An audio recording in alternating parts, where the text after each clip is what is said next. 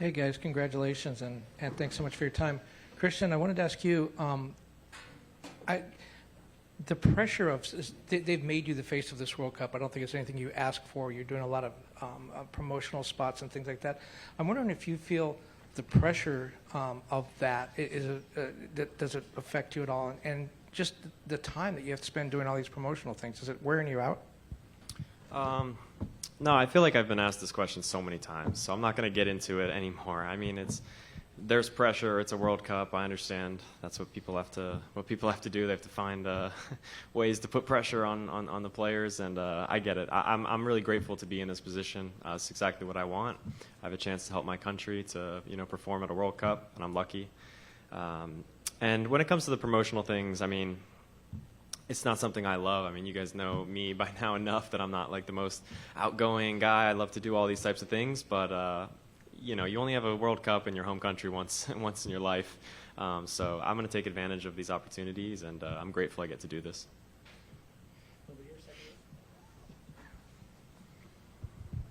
Hey guys, question for both of you right here. If you could each answer it, please. It's been very nearly 8 years since this World Cup was announced. When did it start to feel real for you, if it has? For me, it started to feel real at the turn of the new year. Once the groups got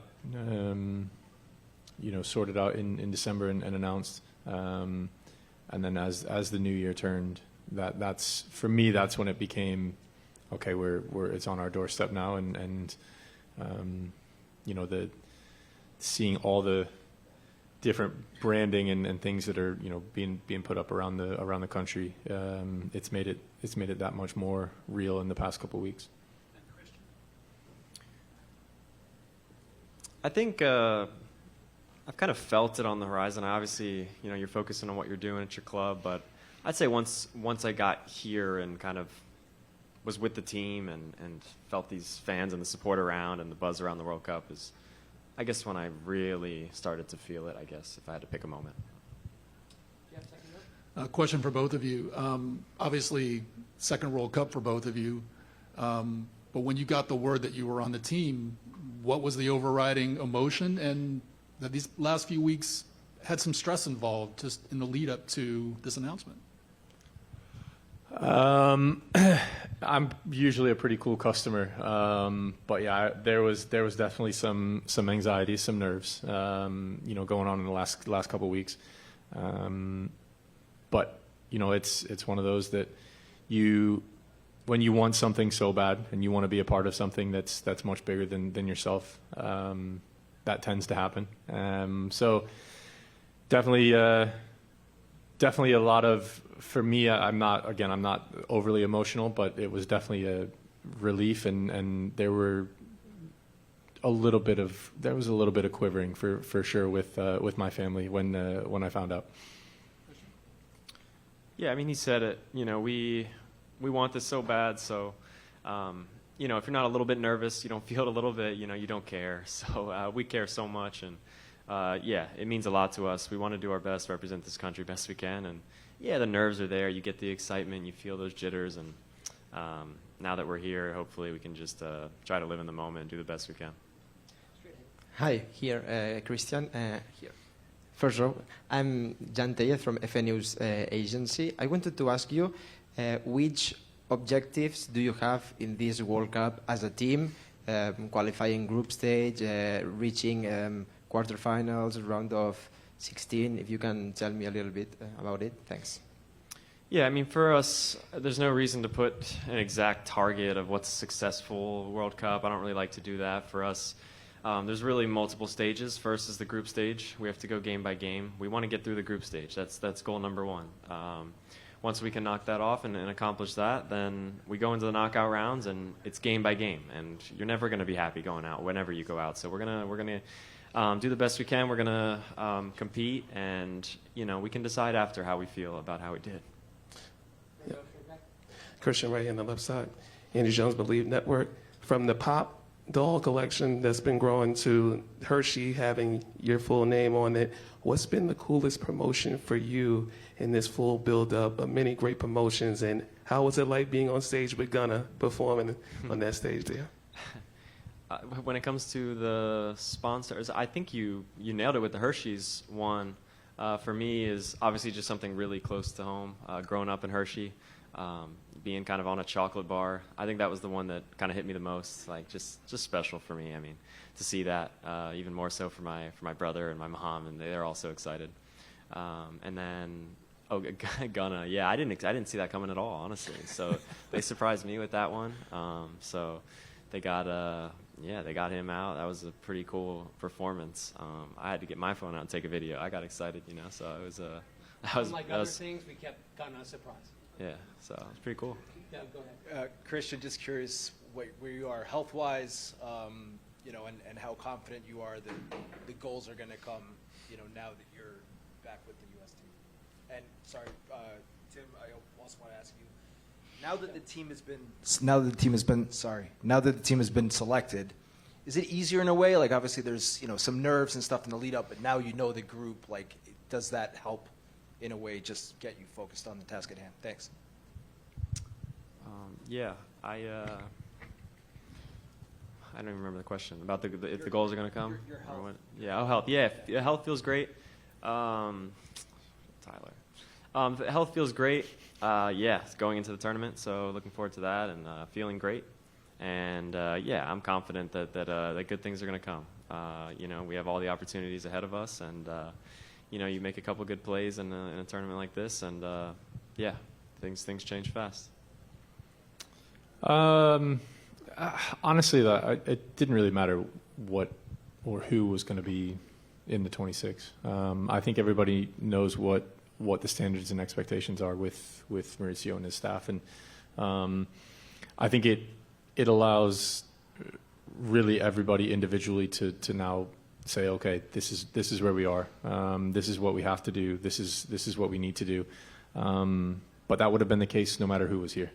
So, yeah, I think now that we know who's in the group and what the group is going forward, we can fully focus on the first game. And as I said outside, that starts tomorrow with the very first training session. Right. Two things. First, for Tim, what was the scene when the email popped in for you on Friday? Were you at home? Did you turn it on your laptop? Did it pop on your phone with the video? I was actually leaving the training ground, walking to my car with a box full of bobbleheads to take home to my kids. And my WhatsApp started to go a little bit crazy with the video that got put in. So that was my scene, walking down a tunnel in Charlotte. But when it made me stop in my tracks, to be completely honest, and immediately call my wife and let her know, because we've both been, as I said before, both been anxious and excited for the announcement.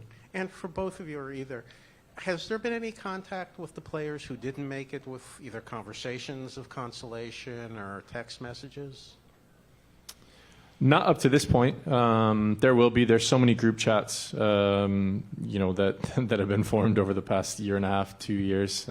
So I actually just saw a few guys jump into one of them from the Gold Cup last year. So there's not been a whole lot. It's been since Friday. It's been crazy with everything, trying to sort and figure out flights and travel and packing, and so there's not been a moment's peace to just sit back and reach out to guys. So I'm sure that will start to happen here soon.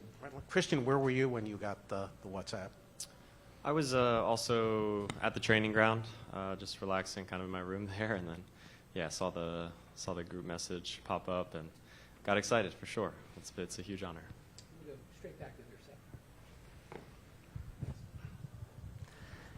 Hey, Tim, I know you said that a few years ago you thought that was going to be your only World Cup, and you've been kind of pushing and pushing and pushing to get to this moment, and now that it's here, I wonder how you kind of wrap your head around the fact that 2022 isn't going to be your only World Cup, and you're going to be here for a second. That's I said that after obviously 2022, and when I left there after a few weeks, I thought, well, I may as well push and do everything I possibly can to try to make a second one. For me, it's, you know, the feeling and the thought and overarching theme is I've done everything I possibly can to be sitting here, to be a part of this group, to be a part of, you know, the World Cup and make a second, make a second World Cup and have it be on home soil. So proud of the fact that all the decisions that I've made, all the work that I've done on and off the field has landed me a second opportunity. Straight back. Hey guys, just for both of you, you've both played for so many different managers, so many elite managers at both club and country level. I just wondered, what is it that makes Maurizio different, and what sort of weapon do you think he'll be going into a tournament like this? You want me to start? Yeah, I mean, obviously, it just brings a lot of experience. Coached a lot of top clubs around the world.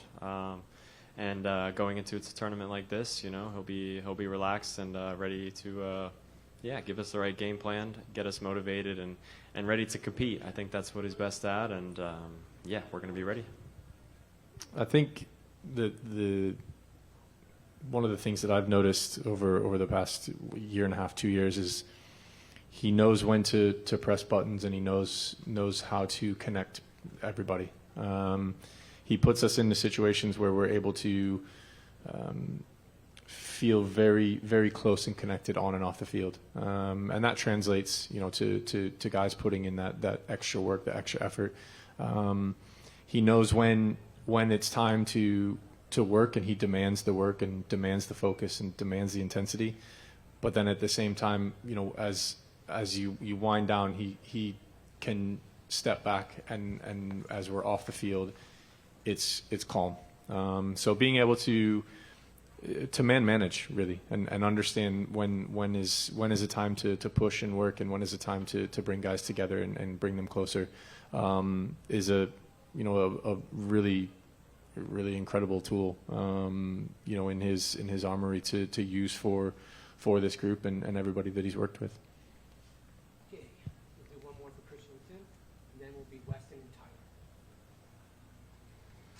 Tyler. Guys, something, I forget who it was in here who said that it was almost 8 years ago where this tournament was announced. USA qualified for this tournament 8 years ago. There are teams that just qualified for this tournament in March, including Turkey, who you guys are going up against. What sort of disadvantages does that put on you guys where, you know, they have the momentum versus you guys who, you're training hard, you're playing these friendlies, but they're the ones playing these competitive games? What is that, you know, what kind of feeling is that for you guys, and how do you use these next two friendlies to get into a World Cup mode? Have you even thought about it? Not really. Yeah. I mean, yeah, I remember enjoying the qualifying process as well. Like, definitely some tough games, and it was very rewarding at the end of it. But at the end of the day, we play against each other on June 12th or whatever it is, and you know, everything that happened in the past doesn't matter. So we go, and we're two teams competing, and we want to win, and they want to win. So that's just how it's going to be. It doesn't really matter what's happened in the past. Yeah, it's a World Cup. It doesn't matter what's happened. This is it. This is the pinnacle, and you know, no matter what happened last fall, before the Gold Cup, it's all in the past. Yes, you can learn from it, but it's not gonna change what the intensity and what the level of play is. And we are a group who understands that. And now we have a group of players who have been through that in 2022 and can use that experience for this one.